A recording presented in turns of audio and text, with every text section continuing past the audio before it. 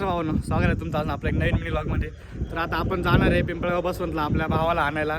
म्हणजे रितेश तो आपला सध्या आता धुळ्याला शिकायला आहे राहतो, म्हणजे निपाडलाच राहतो तो, धुळ्याला शिकायला नाही की तो आता म्हणतो बोलला आता तो घरी येतोय सुट्ट्यांवरती, त्याचं कॉलेजला सुट्टी लागली असेल तर बोलला भावा ये मला घ्यायला, नाही का म्हटलं मग चल भावा मग येतोय. आता सध्या आपण येतो कुंदवाडी स्टेशनला आहे.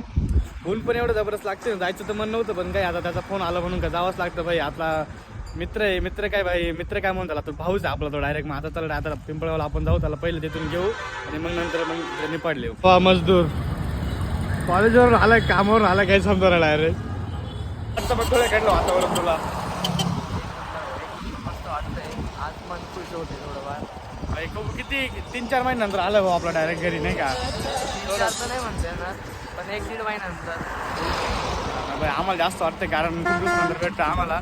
दुसरा एक माणूस आणला आता जोडीला, मग रितेश भाऊला सोडल्यानंतर नाही का मग तिकून यायला आपलं जोडी कोण खाली, त्याच्यामुळे रोहित भाऊला घेऊन आलोय. तर आपल्या रितेश भाऊला केलं आपल्या घरी, त्याच्या घरी ड्रॉप, आपल्याच म्हटलं त्याच्या घरी.